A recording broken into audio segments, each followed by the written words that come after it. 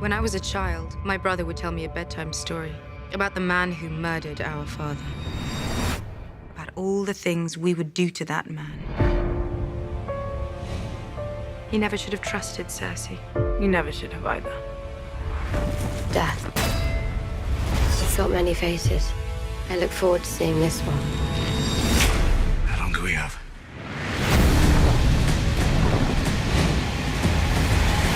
Before the sun comes up tomorrow.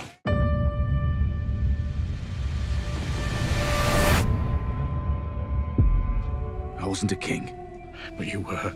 The fact that Jon's real parents were who Jon's real parents were is not news to us at this point, but what we don't know is the way that Jon is going to take this. How's the explosion going to look?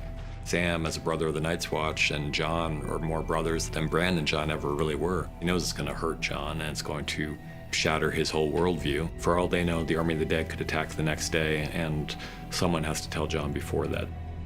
He's being told something that he both knows is true and can't handle. So he tries to throw things in front of it to prevent him from having to deal with the truth of what he's being told. The thing he throws in front of it here is the fact that it means his father was lying to him his whole life.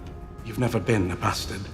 You are true heir to the Iron Throne. The truth that Samwell tells Jon is probably the most incendiary fact in the entire world of the show. We chose to play the whole thing on Jon's face because as great a job as John Bradley is doing presenting this information, he's really just presenting information we know already. Daenerys is our queen. She shouldn't be.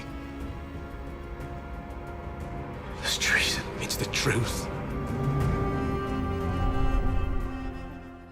Hi everyone, it's Charlie. We got our brand new Game of Thrones Season 8 Episode 2 trailer to break down. There's a whole bunch of new scenes. Obviously, they're still getting ready for the big battle. So if you're brand new to the channel, I'm doing Game of Thrones videos all season long. Be sure to subscribe to get all the videos. We're doing that HBO Now giveaway. All you have to do to enter is be a subscriber and leave a comment on the video. Obviously, careful for spoilers from Episode 1 if you haven't seen it yet, but we see Jaime facing the Alliance Council and Daenerys to answer for one, not only showing up without the Lannister army that he promised, but also answering for his past misdeeds. They're sort of taking him to task for all the terrible things that he's done, because right now he's basically surrounded with all the people who have been his worst enemies since Season 1 of the TV show. So now he's sort of trying to make good on his promises. I'm trying to do a good thing, so he has to explain that to them. You see him panicking as the scene goes on, just looking all over the place, looking at Bran, still freaked out from when he arrived. That was one of my favorite reunions during Episode 1. So he arrives, and they have this mirror moment from Season 1, Episode 1, where he pulls his helmet off and, shakes his golden locks, but this time he pulls his hood off and runs his hands through his hair again.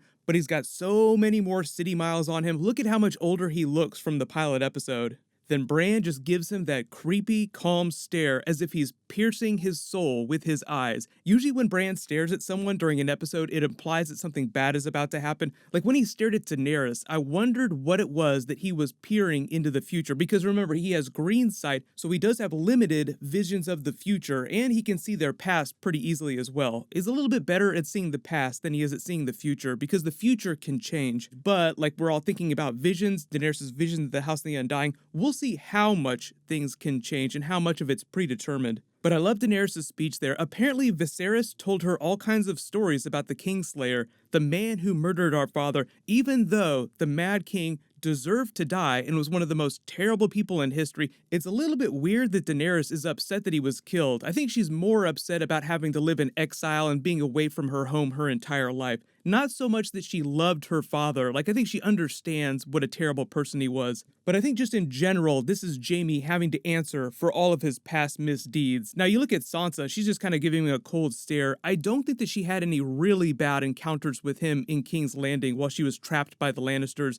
I think it's more by association, because she probably knows what was going on between Jaime and Cersei, at least by this point, even if she didn't know it at the time. If there's any Lannisters that she has a grudge against, though, it would be Cersei. She's the one that she's mostly focused on, because she used to idealize Cersei. She wanted to be the queen, but now she knows the truth of things. Remember back during Season 1 too, she was so smitten with Jaime because he was quote-unquote Prince Charming, but then obviously the big twist by the end of the episode is that he's sleeping with his sister and he tried to kill Bran. Nikolai Coster-Waldau actually said something funny in the behind the scenes for the episode where he's like, if Bran tells everyone what I did, then I'm absolutely screwed. You notice Bran giving him the cold stare in the room here. Obviously, Bran doesn't hold a grudge anymore just because he sort of left behind a lot of that. I think he remembers his human life. But like when Jon Snow said, "You're a man now," and he basically tells him, "Not quite, like I'm not quite human anymore." Jon's kind of shaken by it. It's just a way to remind you that he sort of left those things behind, which is why he stops them in that moment and says, "We don't have time for this. The army of the dead's coming. They have a dragon." You see Tyrion over on the side here with a worried look on his face. "Please don't feed my brother to the dragons." Then there's the scene with Daenerys and Sansa dealing with the aftermath of that and what they're going to do now that they know that Cersei isn't sending any help. When they sort of shade each other for trusting things that Cersei says, I'm not sure why Daenerys is mad at Sansa, because Sansa's big thing during episode 1 was taking Tyrion to task for believing Cersei. So it's not clear if there's something that Cersei said that Sansa believed. Maybe she's talking about things that happened earlier on the show during season 1, season 2. Everyone's in their new outfits except for Tyrion, Jorah, and Varys. Sansa has her special new leather armor on. It's a huge upgrade, and Daenerys has her new red fur dress. We get the Arya voiceover from the original trailer, Death Has Many Faces. I look forward to meeting this one, talking about the Night King and the White Walkers holding up that dragonglass dagger. You see Gendry forging more dragonglass weapons. The Stark soldiers, the Dothraki Blood Riders, the Knights of the Vale, the Unsullied all making their preparations. It seems like they're testing this ballista or trebuchet in the daylight, just getting ready because it's before the actual battle. Because the battle itself doesn't seem like it starts till nightfall, just based on the previous trailer footage we've seen. Like when the White Walker's horse walks up into frame, it's fully night by that point. You see that Samwell has already given Ser Jorah Heartsbane. I wonder what that conversation is going to be like. "Sorry about yesterday and telling you about your parents. Sorry my queen Daenerys burned them alive. Can I borrow that Valyrian sword, by the way, if you're not going to be using it during this big battle?" We haven't really had any moments between the Little Bear and Ser Jorah yet, because remember, there's all that he fled Ned Stark's justice because he was slaving his people. So the North remembers the Little Bear is sort of like Team Mean Girls this season. Ser Jorah is on my death predictions list, but if he were to survive, it'd be interesting to see if he just continues trying to serve Daenerys or if he would ever want to go home. But because he's so devoted to her, I think that as long as he's living and breathing, he'll just continue to stay by her side and serve her in whatever way he can. There's a shot of Daenerys entering the crypts of Winterfell to go talk to Jon Snow. Obviously, he's still shook by the news of his true parentage. I do think that Daenerys learns the truth during this episode at some point. He probably tells her. It'll probably cause all kinds of problems for their relationship and make things within the alliance that much more tense before the big battle. But then there's a shot of Arya testing out the dragonglass arrows. I think it's a nice callback to the pilot episode when she was showing up Bran and the other Stark children in the yard, just being a really amazing shot. Jon Snow talking to Tormund before nightfall, who's just arrived with the rest of his band of wildlings and probably the Night's Watch as well, telling them all about the Night King's abstract art installation, the fact that they're coming. There were a lot of people that were curious about what exactly that message means, what the symbol means, because it keeps recurring. The Night King has been making it since season 1 of the show, so I'll probably do a separate video about that later this week.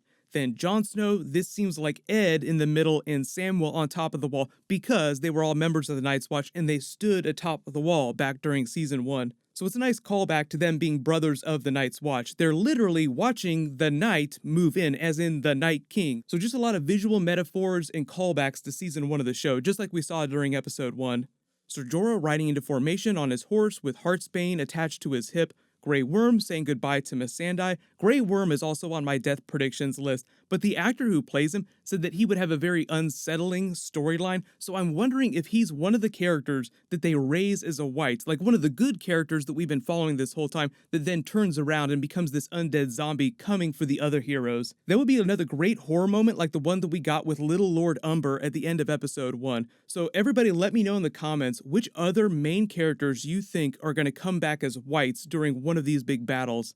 But then there's a shot of Daenerys with a really sad and worried look on her face. Maybe this is her either being worried about the big battle that's coming up, or maybe she's already found out about Jon Snow being a secret Targaryen. There's so many upsetting things that she could learn that would cause her to make this face. But then you see Jon Snow in the yard in his new outfit preparing for battle. Then Tyrion at night before the battle starts peeking his head over the walls, which is a nice mirror for his scenes during Blackwater back during season 2. Too bad this time they don't have a crap ton of wildfire to unleash on the Night King's army.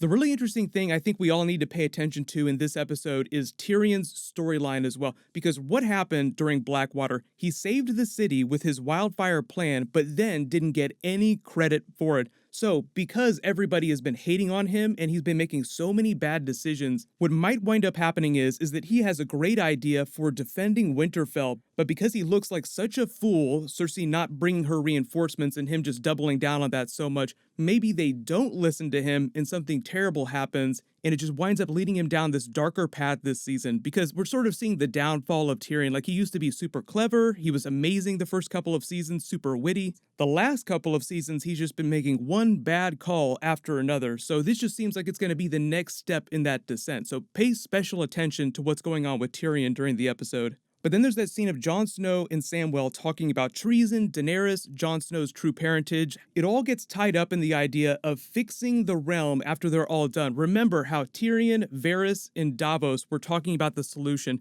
Well, the best thing to do would just be to get the two of them married. The only thing that's complicating that right now is that Jon is a secret Targaryen, and getting over the fact that she's really his aunt. Is he comfortable with that? How are they going to handle that going forward? I think the main idea here is that they love each other, so eventually they'll move past it, and yes, they will eventually get married at some point, either during the season or in the future of the show if they don't do some giant jump forward in time. But short term, it's just meant to cause a bunch of drama and chaos within the alliance, because, remember, they took him to task for bending the knee. We named you King in the North. You're supposed to be our king, so if the North found out that he were the true heir to the Iron Throne, they would probably be even more upset with Daenerys for trying to assert her claim, so it's all just meant to complicate things as we head into this giant, huge battle.